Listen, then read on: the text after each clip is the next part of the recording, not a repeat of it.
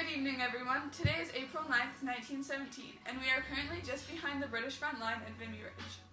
All four of our Canadian divisions started fighting against the German troops this morning at 5:30 a.m. in the snow and sleet. According to the report from the field interviewer Sienna, Canadians started off the battle this morning using a technique known as creeping barrage, which is a new tactic developed by our clever generals, which hopefully can be explained to us by some of our high-ranking soldiers down at the scene.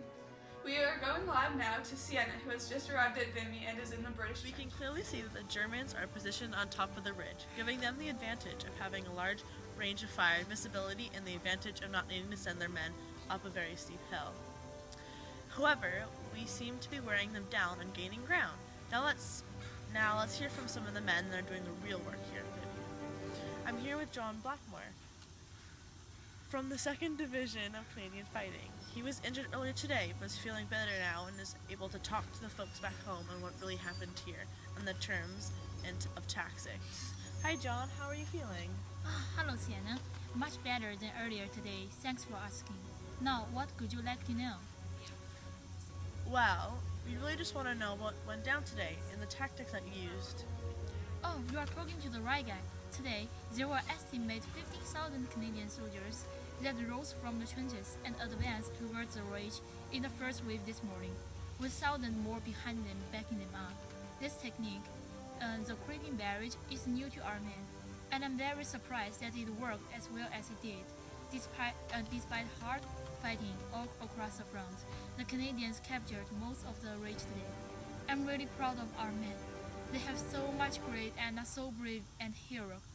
We are on our way to being victorious, and in that excitement, we can't forget about our fallen brothers. My friend Alex, being one of the men whose life was cut short into this battle at Vimy. I'll never forget my brother in combat, and I'll defeat the Germans too to avenge him and all the other men because that's at least what they deserve. Thank you for sharing with us, John, and you're so right, we definitely won't forget about all the fallen soldiers, and Alex is still alive in our hearts. Can you explain to us about this new technique, the creeping barrage you called it, and what these waves of 15,000 men you're talking about? Oh yes, of course. The creeping barrage is when our bigger artillery weapons are on set time intervals firing area, followed by infantrymen on field who attack between artillery fire. That's to catch the enemies off guard. This tactic helps us cover more ground faster and more efficiently. Wow, what a technique! Thanks for sharing with us today, John. And now, let's go back to Casey for some more news on today. Thanks, Sienna, for conducting such a remarkable interview, and thanks to John for taking the time to talk to us and for serving his country. Before we close off for tonight, we'll share our hero of the day, Private William Milne. Private Milne succeeded in capturing 2 enemy machine gun positions today, and his heroic efforts will be honored as he has earned the Victoria Cross. Unfortunately, Private Milne was killed in a battle shortly after his victories, but his efforts and bravery will always be remembered. We will continue to bring all you citizens back home some news from what it's really like here at Vimy. But that's all for tonight. Thank you. Good evening, everybody. My name is Vera. I'm here with Nick Schultz from the 1st Division of Canadian Fighting. Hello, Nick. Can you tell us what happened today? Sure. The British moved 3 fresh bridges up to the Red Line by 9:30 a.m. on April 10th to support the advance of the 1st and 2nd Canadian Division, whereupon they were leaping frog existing unit occupying the Red Line and advance to the Blue Line. Refreshed unit, including 3 sections of the tanks and the 13 British bridges, were called the front serve to support the advance of the 2nd Canadian Division. By approximately 11 a.m., the Blue Line, including Hill 135 and the village of Tilas, have been captured. To permit the troops time to consider the Blue Line, the advance halt and the bridges remain stationary for 90 minutes while machine guns were brought forward. Shortly before 1 a.m., the advance recommenced with both the 1st and 2nd Canadian Division reporting their final objective. The tank supported advance via Farbus and direct the rear of the 79th Reserve Division, was eventually halted by concentrated German fire short by the village. The Canadian 1st and 2nd Division were nonetheless able to secure the Brown Line by approximately 2 a.m. Wow, sounds good. Can you provide us some information about the 4th Division? The 4th Canadian Division had been an attempt to capture the northern half of the Hill 145 at around 3:15 p.m., briefly capturing the peak before the German counterattack retook the position. Wow, thank you, Nick. So let's go back to cases. Hello folks, today is April 12th. Welcome to Canada at War on Channel 9. Over the past few days, we've been updating you with information about the battle here at Vimy Ridge. But today, we just wanted to start off with some information about who has been running things down here at Vimy. We have one of our reporters, Sienna, who just returned from the front lines, and she was finding out more information about the fight today and what it's like to have Sir General Currie in charge, and if the stories about him are true, as well as learning a bit more about General Byng. Hello everyone, and congratulations to our Canadian troops with their well-deserved victory today at Vimy just a couple hours ago. What an eventful day at the front line. I had the privilege of talking to many brave and strong men this afternoon. So many stories, and I got the real inside scoop on what it's like to fight in this ongoing war. Listen up, because you heard it here first, folks. The inside scoop. Sienna, can you tell us some of the things you learned today? Definitely. One of the men that I got the privilege of talking to was Sydney Winterbottom.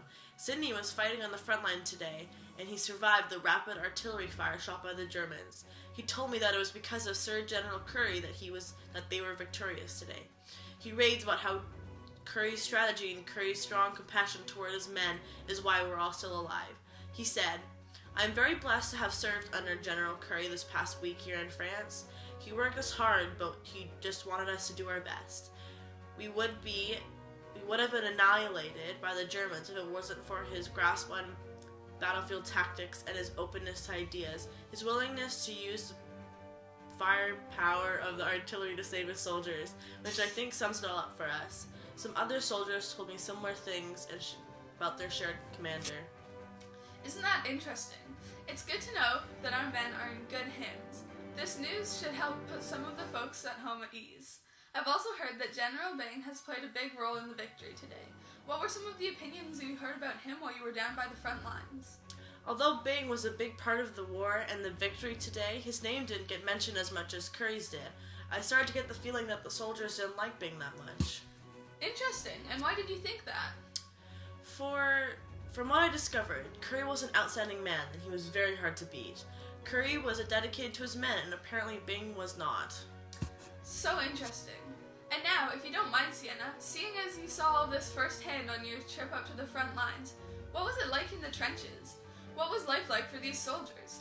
We've heard some of the horrific things along the grapevine, that there is even mud and rats in some of these trenches. Are these horrid rumors true? Fortunately, yes. It isn't just one or two rats, or just one little muddy section.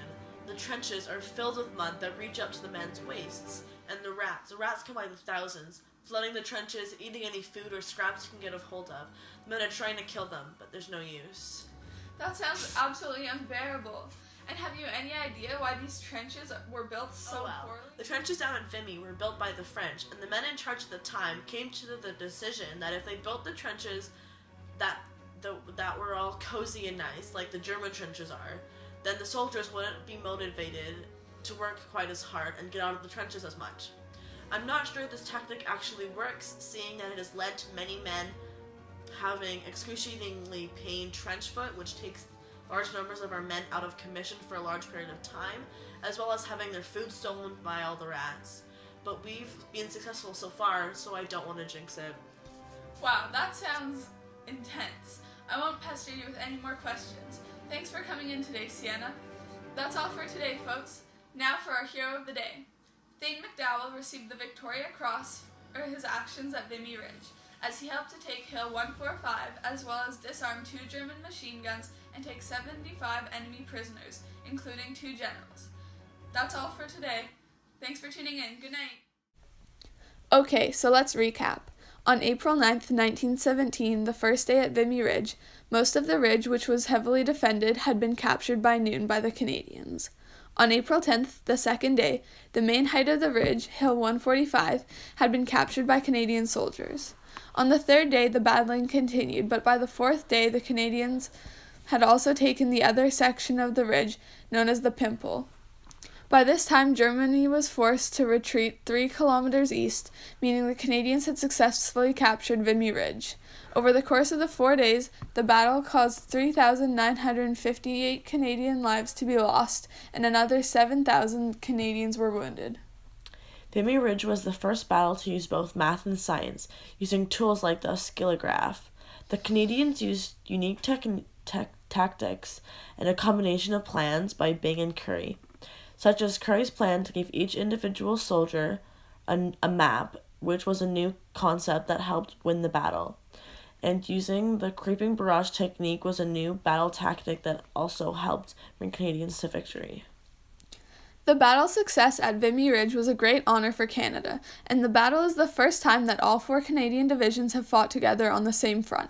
It also created a sense of unity amongst Canadians at the front and back home. This was even seen as the beginning of Canada branching off from Britain and becoming its own country. France honored the Canadians' efforts at Vimy by creating a section of land for Canadians at the Ridge, which Canada has built one of the largest war memorials to date on the land.